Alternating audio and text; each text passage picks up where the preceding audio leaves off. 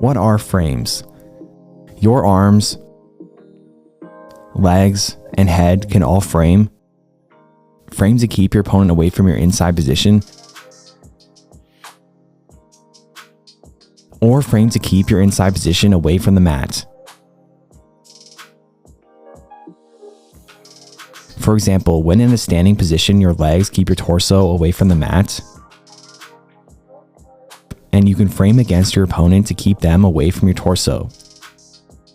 Your inside position. Inside position is your torso as well as everything above your knees, above your elbows, and below your chin.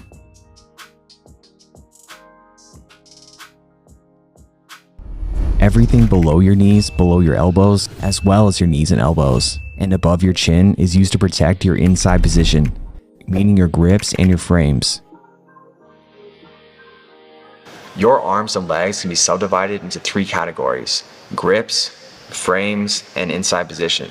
When it comes to your arms, your hands are your grips, and everything below it up until the elbow and including the elbow are your frames. You use your frames to keep people away from you.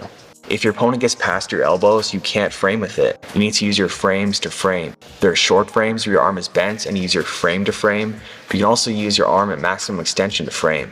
Because grips are at the end of your frames, often you use your grips to frame.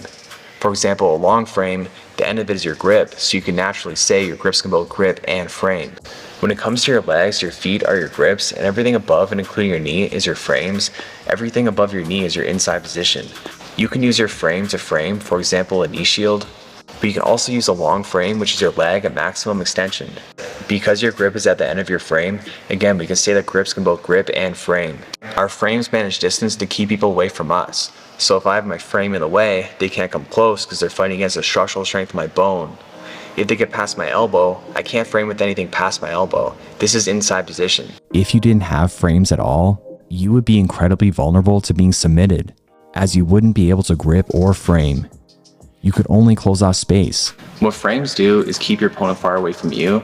There's 2 types of frames. There's long frames and short frames. So a long frame keeps your opponent far away from you, much further than a short frame.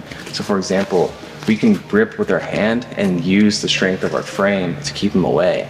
So that's why we say that grips can both grip and frame, because they can grip to pull my partner closer, or they can grip and use my frame to keep them away. Frames are defensive in nature, meaning that they keep your opponent far away from your inside position.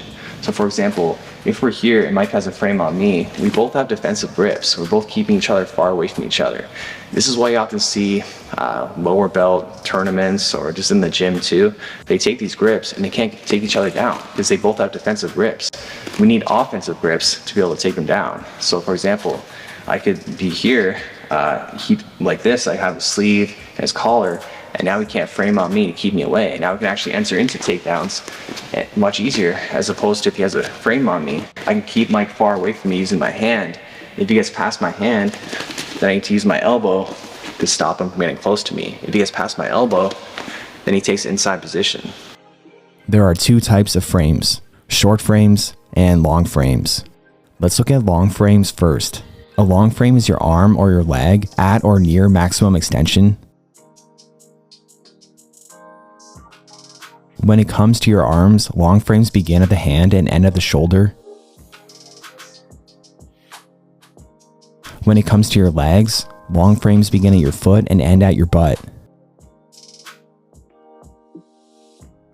As a long frame begins at your hands or your feet, meaning your grips, this is a reminder that grips can both grip and frame. Long frames create or maintain large amounts of space between you and your opponent, or you and the mat.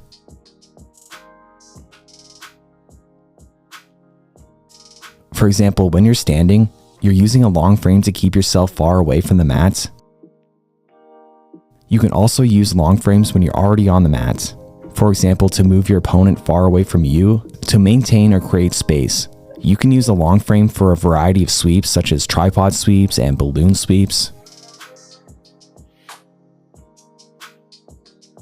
Long frames combine the structural strength of your humerus bone, radius bone, and ulna bone.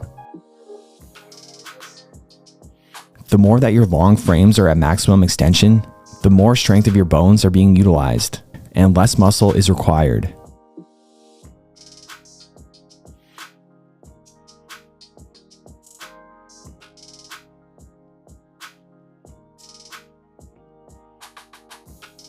There are times you don't want to utilize a long frame. For example, trying to force a long frame may create a bend in your arm, which creates a disruption in the line of force of the frame, thus weakens the frame. Not only that, but you also risk giving up inside position as it'll result in your elbow being separated from your body. This will give easy access to an underhook for your opponent, which is inside position. Let's take a look at an example. Here my training partner tries to frame on me using a long frame. However, I'm too close and he's forced to bend his arm. This breach in the integrity of his frame, coupled with the fact that he did not hide the space between his arm and his torso, allows me to take inside position. If he was using his forearm to frame, it'd be a short frame, but he was using his hand to frame, resulting in it being a compromised long frame.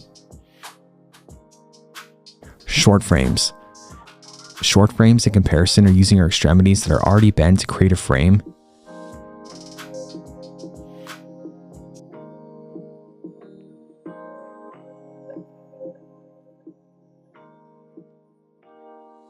The structural integrity of the frame works the same way as a long frame, except this time you're framing with an isolated section of the limb, your knees and shins or forearms and elbows.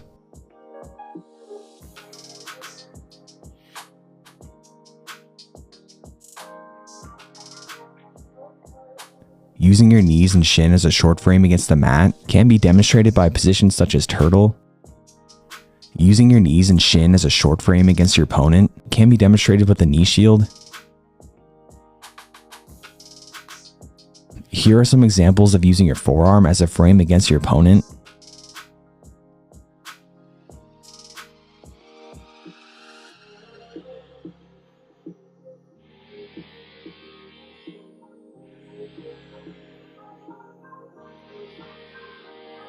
You can also use other parts of your body to frame, such as your head and your butt. Both can frame against the mat or frame against your opponent. You need to always use what's available. Here's an example of me using my head to frame against my opponent to better control them. And here's an example of me using my head to stay off the mats. Your butt can frame against the mat as well. For example, sit-up guard, you're using your butt to keep your torso off the mat. Even to retain your guard, your butt is often useful.